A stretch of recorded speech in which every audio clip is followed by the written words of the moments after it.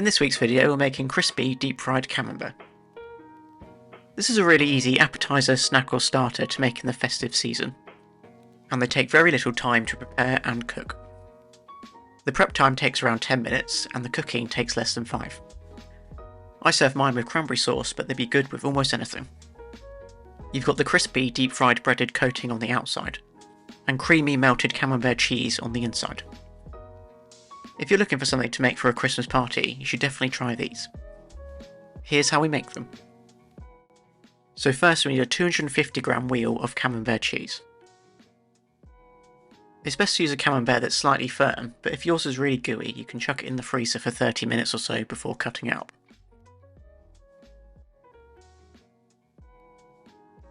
So after we've removed all of the packaging, we're going to cut the camembert into 8 pieces. The easiest way to do this is to cut the cheese in half, and then into quarters, and then into eighths.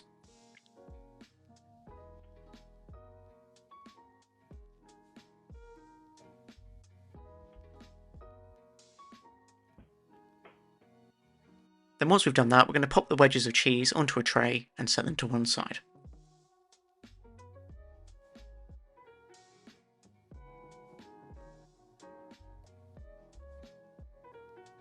Next we're going to prepare our pané station. This is how we coat the cheese in breadcrumbs. So you'll need 3 bowls. One should have 100 grams of panko breadcrumbs in, another should have 40 grams of plain flour, and the last one should have 3 large eggs and a tablespoon of milk mixed together. We're going to season each bowl with salt and pepper, then just give each one a stir to combine.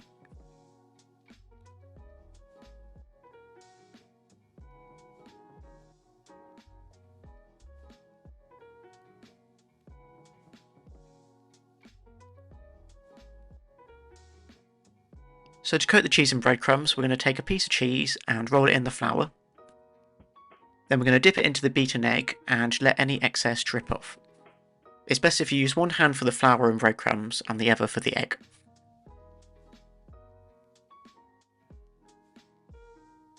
Then we're going to pop the cheese into the bowl of breadcrumbs and roll it around so it gets completely coated. So we're going to double pané our camembert, which means it gets a double coating of breadcrumbs.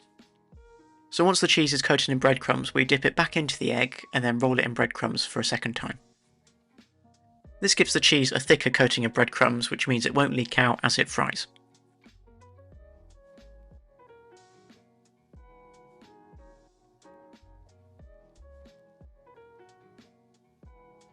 Once panéed, your wedges of camembert should look something like this. There shouldn't be any cheese showing through the breadcrumbs. Then as we breadcrumb each piece of cheese, we're going to pop it back onto the tray.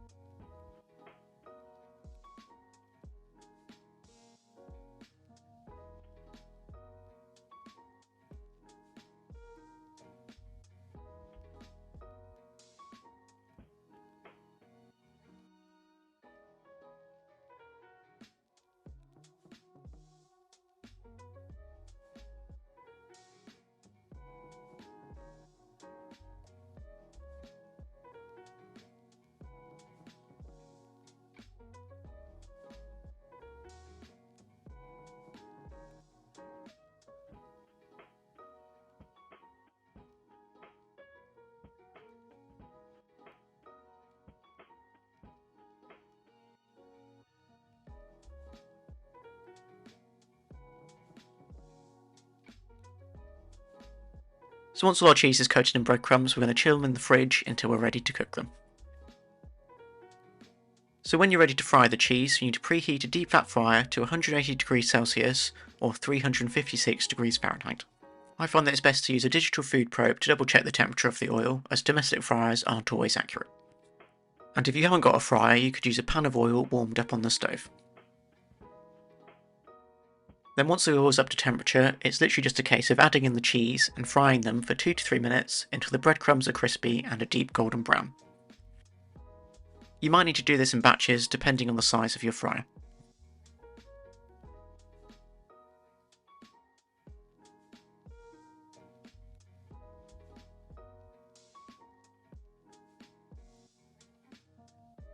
So whilst your cheese is frying, you'll want to line a tray with kitchen paper.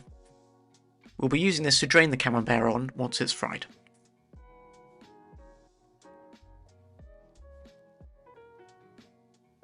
After a couple of minutes of cooking, it's a good idea to check the cheese to see how much colour it's taken on. At this point, mine were a light golden brown, so I gave them another minute or so. For the crispiest coating, you want to cook your cheese until it's a deep golden brown like these. So then we're going to lift the basket out of the oil and let the cheese drain for a minute or so.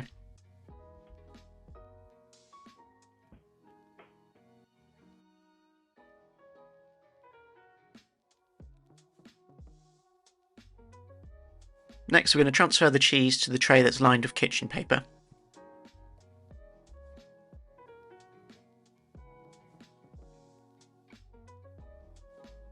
Then we're going to season them generously with sea salt and freshly cracked black pepper. And that's how to make the crispiest deep fried camembert. It's best to serve these straight away whilst they're still hot. They're great for sharing, so I like to pile them up on a plate and serve them with a pot of cranberry sauce on the side.